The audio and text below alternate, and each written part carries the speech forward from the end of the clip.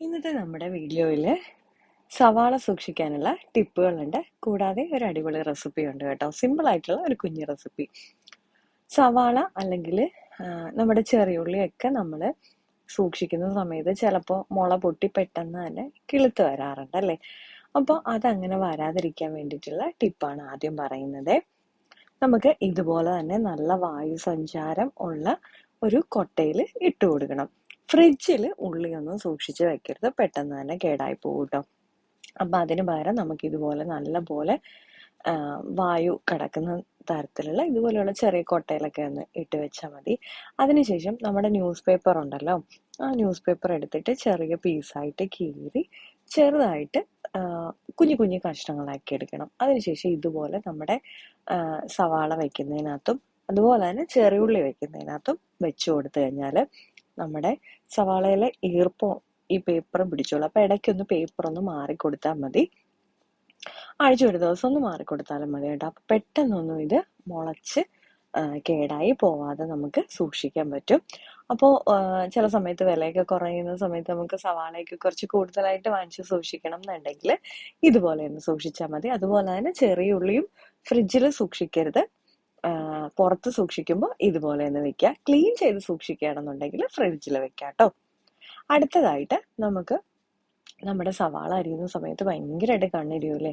അപ്പം അത് മാറാൻ വേണ്ടി ജസ്റ്റ് ഇതുപോലെ ഒന്ന് കട്ട് ചെയ്തെടുത്തതിന് ശേഷം ഐസ് വാട്ടറിൽ ഒന്ന് ഇട്ട് കൊടുത്താൽ മതി. അന്നേരം നമ്മുടെ കണ്ണിൻ്റെ നീറ്റിൽ കുറച്ച് കുറഞ്ഞിരിക്കും. ചില സവാളയ്ക്ക് കുറച്ചു ഇപ്പോൾ പെട്ടെന്ന് നമ്മളൊന്ന് അരിഞ്ഞെടുക്കണം, നമുക്കത് വെള്ളത്തിലിട്ട് വെക്കാനുള്ള സമയമില്ലെന്നുണ്ടെങ്കിൽ ഇതുപോലെ ഒരു ടിഷ്യൂ പേപ്പർ എടുക്കുക.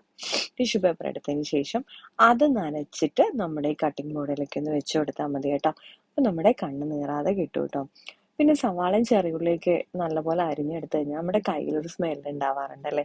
ഒരു ലേശം കാപ്പിപ്പൊടി, ആ മണം ഇഷ്ടമില്ലാത്തവർ കേട്ടോ, ഈ കാപ്പിപ്പൊടി കൊണ്ട് നമ്മുടെ കയ്യിലൊന്ന് തിരുമ്മി നമ്മുടെ കൈ ഒന്ന് കഴുകി എടുത്തു കഴിഞ്ഞാൽ ആ സ്മെല്ല് പെട്ടെന്ന് തന്നെ മാറിപ്പോകും കേട്ടോ.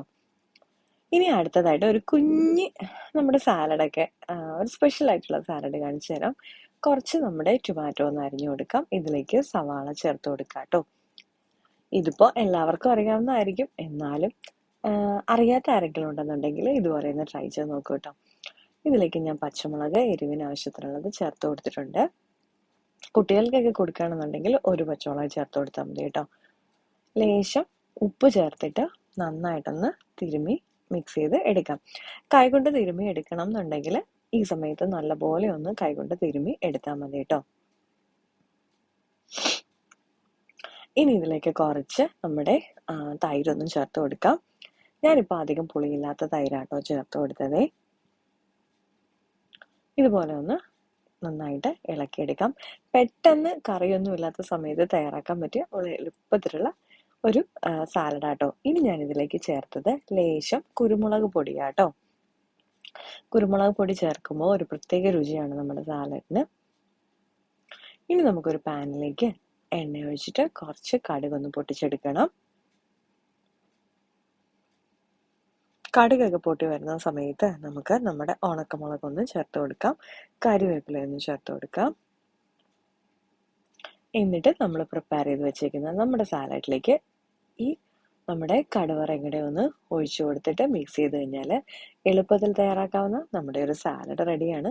കടുവറുത്തൊഴിക്കുമ്പോൾ അതിനൊരു പ്രത്യേക രുചിയാണ്. അതുപോലെ തന്നെ കുരുമുളക് പൊടി ഇങ്ങനെ ചേർക്കുമ്പോൾ അത് വേറൊരു രുചിയാണ്. അപ്പം ഇന്നത്തെ വീഡിയോയിൽ കാണിച്ച് കുഞ്ഞു സാലഡും അതുപോലെ തന്നെ നമ്മുടെ ഉള്ളി സൂക്ഷിക്കാനുള്ള ടിപ്പും എല്ലാവർക്കും യൂസ്ഫുൾ ആണെന്ന് പ്രതീക്ഷിക്കുന്നു.